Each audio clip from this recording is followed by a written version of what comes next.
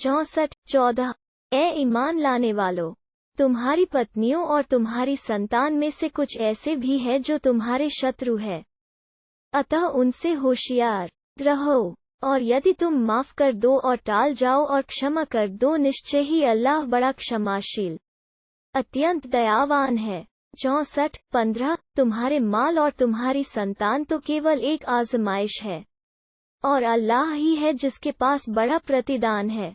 64-16 अतः जहाँ तक तुम्हारे बस में हो अल्लाह का डर रखो और सुनो और आज्ञा पालन करो और खर्च करो अपनी भलाई के लिए। और जो अपने मन के लोभ एवं कृपणता से सुरक्षित रहा तो ऐसे ही लोग सफल है। 64-17 यदि तुम अल्लाह को अच्छा ऋण दो तो वो उसे तुम्हारे लिए कई गुना बढ़ा देगा और तुम्हें क्षमा कर देगा। अल्लाह बड़ा गुणग्राहक और सहनशील है।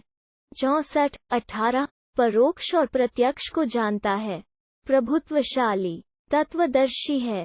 65-1 ए नबी, जब तुम लोग स्त्रियों को तलाक दो तो उन्हें तलाक उनकी इद्दत के हिसाब से दो, और इद्दत की गणना करो और अल्लाह का डर रखो जो तुम्हारा रब है। उन्हें उनके घरों से न निकालो और न वे स्वयं निकलें, सिवाय इसके कि वे कोई स्पष्ट अशोभनीय कर्म कर बैठें। ये अल्लाह की नियत की हुई सीमाएं हैं, और जो अल्लाह की सीमाओं का उल्लंघन करे तो उसने स्वयं अपने आप पर जुल्म किया, तुम नहीं जानते। कदाचित इस तलाक के पश्चात अल्लाह कोई सूरत पैदा कर दे।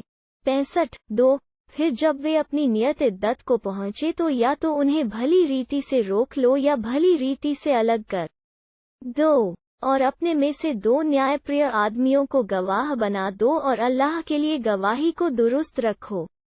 इसकी नसीहत उस व्यक्ति को की जाती है जो अल्लाह और अंतिम दिन पर ईमान रखेगा, उसके लिए वह परेशानी से निकलने का राह पैदा कर देगा।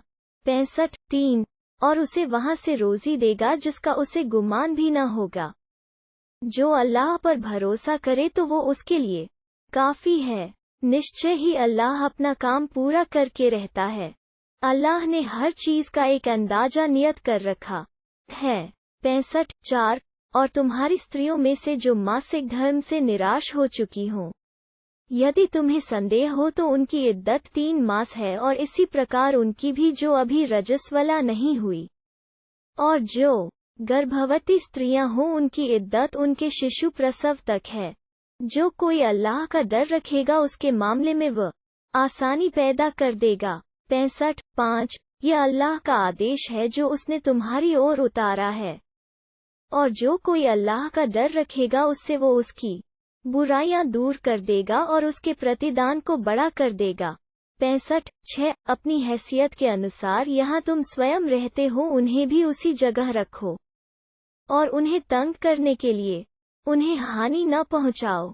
और यदि वे गर्भवती हो तो उन पर खर्च करते रहो जब तक कि उनका शिशु प्रसव न हो जाए। फिर यदि वे तुम्हारे लिए शिशु को दूध पिलाएं तो तुम उन्हें उनका पारिश्रामिक दो और आपस में भली रीति से परस्पर बातचीत के द्वार कोई बात तय कर लो। और यदि तुम दोनों में कोई कठिनाई हो तो फिर कोई दूसरी स्त्री उसके लिए दूध पिला देगी। 65-7 चाहिए कि समाई सामर्थ्य वाला अपनी समाई के अनुसार खर्च करे, और जिसे उसकी रोजी नपी तुली मिली हो तो उसे चाहिए कि अल्लाह ने उसे जो कुछ भी दिया है उसी में से वो खर्च करे। जितना कुछ दिया है उससे बढ़कर अल्लाह किसी व्यक्ति पर जिम्मेदारी का बोझ नहीं डालता। जल्द ही अल्लाह कठिनाई के बाद आसानी पैदा कर देगा। 65-8 कितनी ही बस्तियां हैं जिन्होंने रब और उसके रसूलों के आदेश के मुकाबले में सरकशी की, तो हमने उनकी सख्त पकड़ की और उन्हें बुरी यातना दी। 65-9 अतः उन्होंने अपने किए के वबाल का मजा चख लिया और उनकी कार्यनीति का परिणाम घाटा ही रहा। 65-10 अल्लाह ने उनके लिए कठोर यातना तैयार कर रखी है। अतः ए बुद्धि और समझ वालों जो ईमान लाए हो, अल्लाह का डर रखो। अल्लाह ने तुम्हारी ओर एक याद दहानी उतार दी है।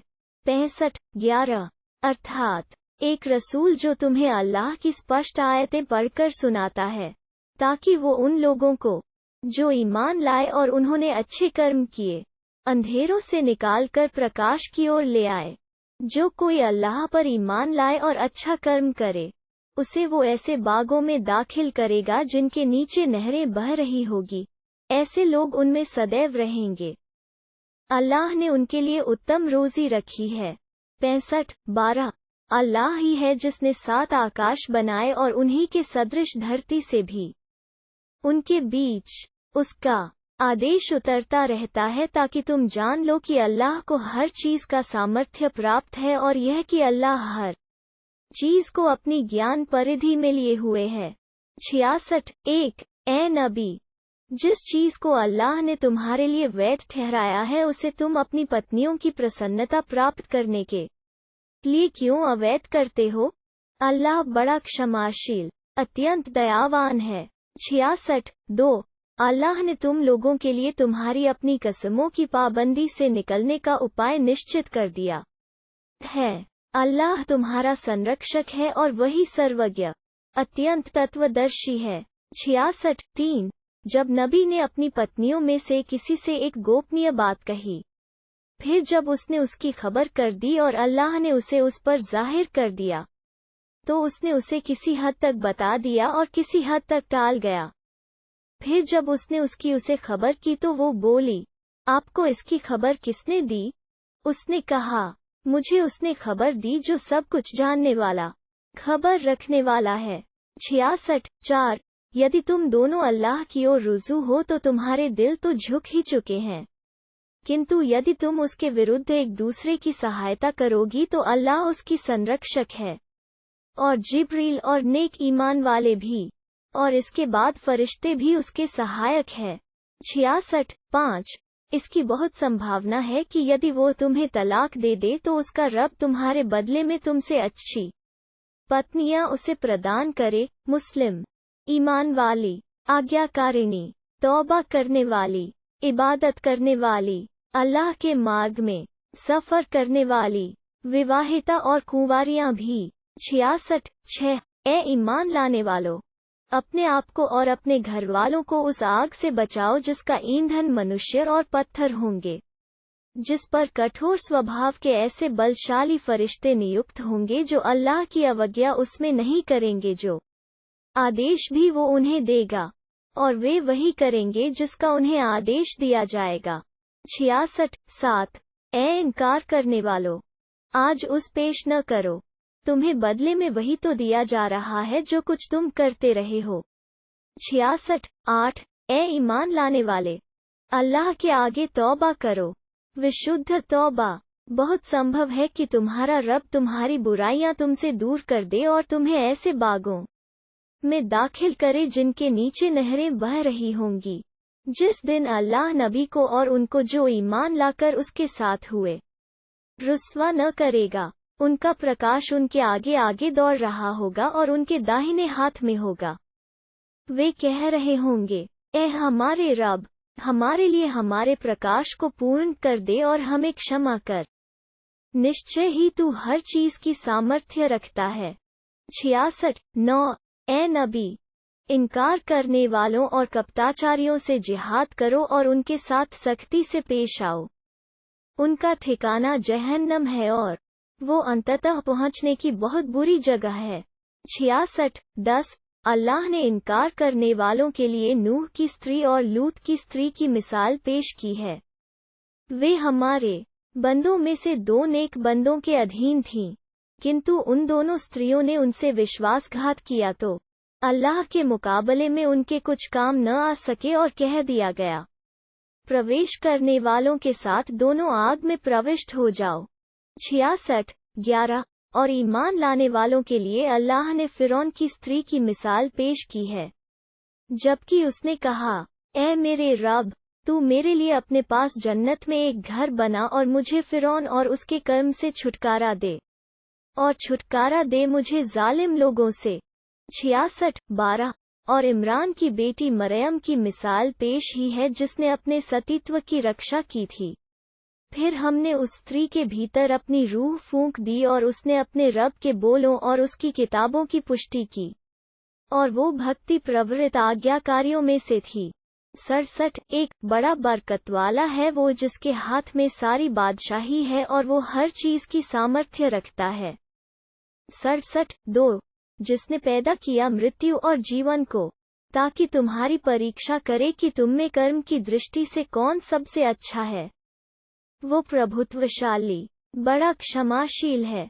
67 3 जिसने ऊपर तले 7 आकाश बनाए, तुम रहमान की रचना में कोई असंगति और विषमता न देखोगे। फिर नजर डालो, क्या तुम्हें कोई बिगाड़ दिखाई देता है? उद्धरण चिन्ह। 67 4 फिर दोबारा नजर डालो, निगाह रद्द होकर और थक हार कर तुम्हारी ओर पलट आएगी। 67 5 हमने निकटवर्ती आकाश को दीपों से सजाया और उन्हें शैतानों के मार भगाने का साधन बनाया और उनके लिए हमने भड़कती आग की यातना तैयार कर रखी है। 67 6 जिन लोगों ने अपने रब के साथ कुफ्र किया उनके लिए जहन्नम की यातना है और वो बहुत ही बुरा ठिकाना है। 67 7 जब वे उसमें डाले जाएंगे तो उसकी दहाड़ने की भयानक आवाज सुनेंगे और वो प्रकोप से बिफर रही होगी। 67 8 ऐसा प्रतीत होगा कि प्रकोप के कारण अभी फट पड़ेगी। हर बार जब भी कोई समूह उसमें डाला जाएगा तो उसके कार्यकर्ता उनसे पूछेंगे, क्या तुम्हारे पास कोई सावधान करने वाला नहीं आया? उद्धरण चिन्ह।